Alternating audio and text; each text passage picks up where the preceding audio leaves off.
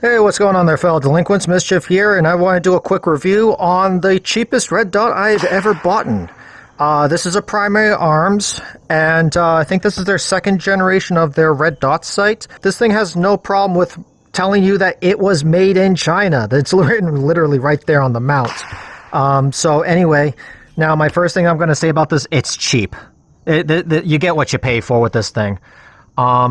This red dot system right here, I actually already stripped one of the screws. So this mount right here, it's actually the same footprint as the Aimpoint T1, T2 series. And so if you have one of those mount, you could theoretically put this on there, but I didn't really need to because I already had this rail riser right here. And so anyway, where the screw was, this screw was actually on the opposite side. And it bothered me a little bit. I wanted it on this side with the rest of my mounting screws that I usually have, so I can see all the screws at the same time. So I wanted to flip this around and have the mounting screw on this side. When I did that, there's 4 screws that connect this red dot to the mount, and I stripped one of them. So this thing right now is only being held with 3 screws, and the 4th screw is just not biting anything. It just keeps spinning and spinning and spinning. So yeah, before I even started shooting this thing, it already failed under the strength and power of an Allen wrench and my fingers. So, yeah, I'm so glad that I only paid 20 bucks for it. It was on sale. It was the original MSRP of this red dot was $89.99, and I got it for like 20-something dollars plus shipping. So we're going to play around with it, and I already got zeroed at 50 yards, and we're going to go ahead, we're going to beat it a little bit and just see how well it holds zero. So first thing we're going to do is we're going to go ahead and shoot a quick group. We're going to do that top left-hand corner. Now there's a little bit of height over bore at this. This is about 7 yards, so it's going to shoot low. So I am going to aim just above and try and see if I can keep it all in the bullseye.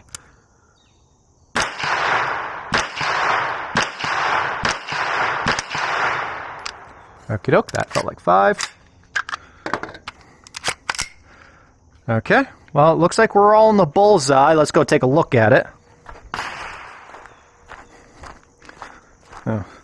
Shooting fairly quickly. I had one kind of veer off a little bit to the right. I was expecting at least one outside the red because I was not really paying attention to my fundamentals and not really holding the rifle as tight as I could have. So, yeah, it was kind of drifting a little bit. But, yeah, okay, so everything in the bullseye.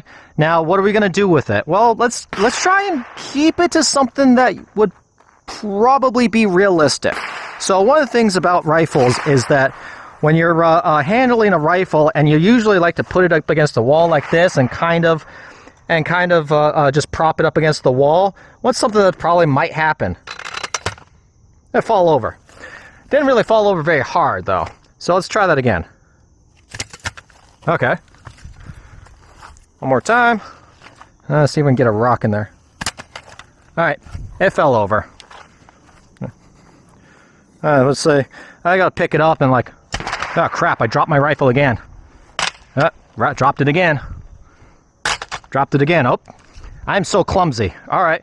Well, anyway, couple things I don't like about this red dot is that these cap turrets right here for doing your windage and elevation, they stick out so high. It's just so, it's not really, this is not realistic. I'm sorry. I don't know why they did it like this. And you still need a tool to go in there and actually make your adjustments. So anyway, yeah, let's go ahead and we're going to see if this red dot is still holding up. Let's go ahead and see if we can get this thing to shoot a couple more rounds. We're going to go for that top right one.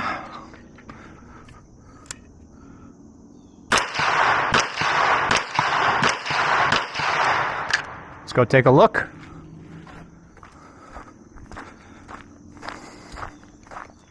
Windage still looks good.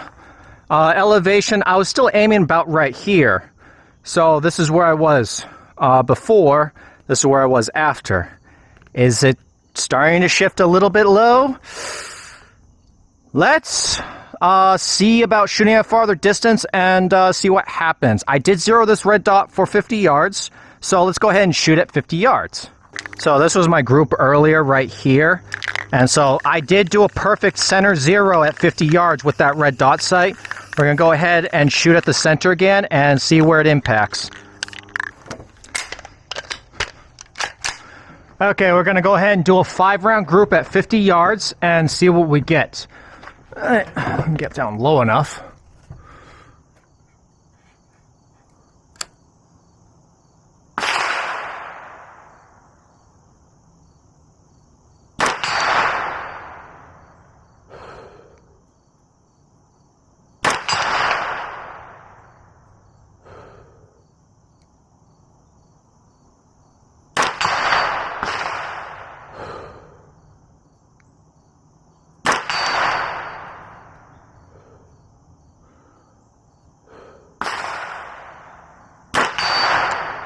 Let's go take a look. Alright, not my best grouping with this particular rifle, but honestly, there wasn't that much change in the point of impact. Now, because it was swinging back and forth, you can see that there is some vertical stringing, but the windage is perfect. And where the lowest point is, where the majority of the group is, it's pretty much center. These two right here, you can say that I probably hit it while it was swinging, so maybe that's why it impacted high. So let's go ahead and do something else. All right, so one of the worst situations for an optic is unsupervision and a rubber mallet.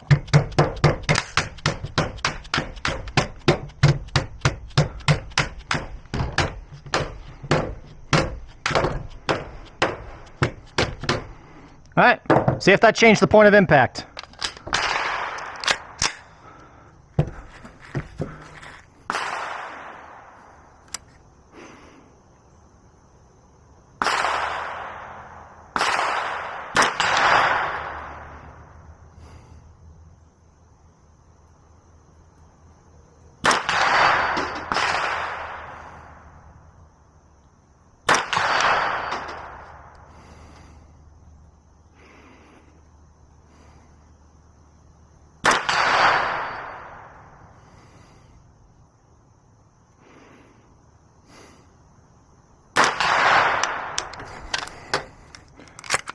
Let's go take a look.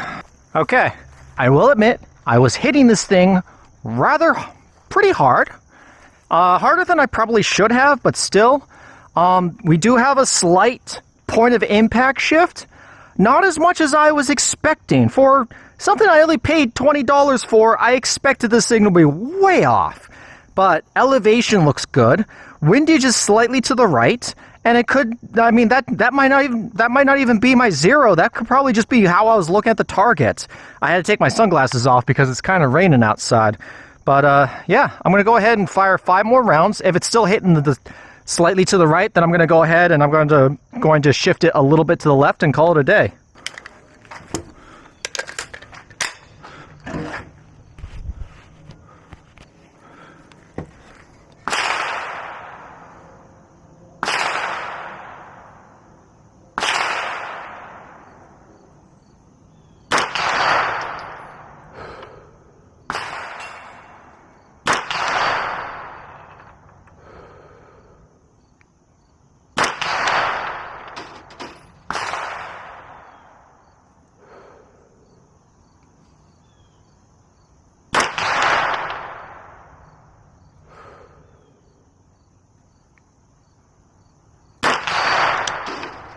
Yeah, it looks like it still might be favoring a little bit to the right. I'm going to go ahead and do some adjustments.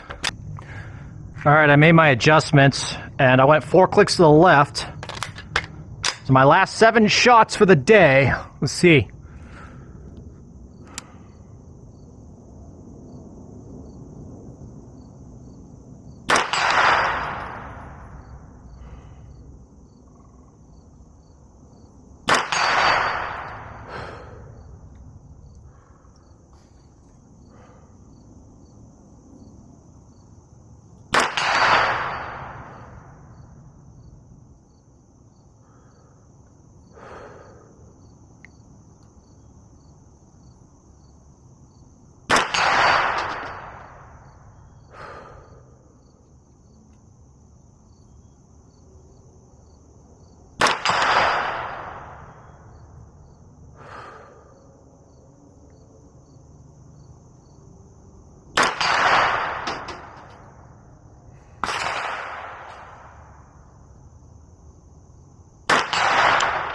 Yeah, my subjective opinion, I'm not holding a very tight group with this. I was doing a little bit better with the TR1 that I had mounted on here, and the whole entire reason why I took the TR1 off is because I wanted to try something different. I want to try something cheap, and I've seen some people over at the PCC match, they're running something cheap like a primary or a hollow sun or something. They seem to really like these optics. I don't really feel like I'm doing great with it. I was definitely holding a tighter group, like quite literally, like all my rounds were touching at 50 yards when I was using the TR1. This one right here, I mean, for its purposes, I guess you could argue, yeah, okay. I mean, at short to medium ranges, like up to 50 yards, maybe 100 yards, you could get away with something like this. Yeah, I'm not entirely sure. Now, this optic, Primary Arms does boast that this optic right here has night vision settings and has all the, pretty much everything except for the durability of the TR1, which I can confirm this thing is not very durable. I did strip the screws just by tightening them down with an Allen wrench. And that's mostly my fault because I over-tightened it and I should have been more careful about it. Oh, hello. Did I? That glass, that looks really weird. I don't know if I popped the glass or something, but it's at a very awkward angle. I don't know. I don't know if it's supposed to be like that. Oh, that's weird. See how it doesn't look like it's flush to the housing? That is really weird. I've never seen that. All right, very well. Well, I mean, I paid 20 bucks for it. So, that's a cool little knockoff. And I mean, you get what you pay for. I'm probably going to take this off and go back to the TR1. Probably buy once, cry once might be your best option when it comes to a lot of things, especially with a really nice build like this. And I don't have backup iron sights. The only thing I have to work with is the optic itself. So I think I'm going to go with an optic that I actually trust, which is the TR1. Anyway, yeah, that's basically all I got for you, so make sure you stay out of trouble. If you can't stay out of trouble, you didn't learn from me. Meow.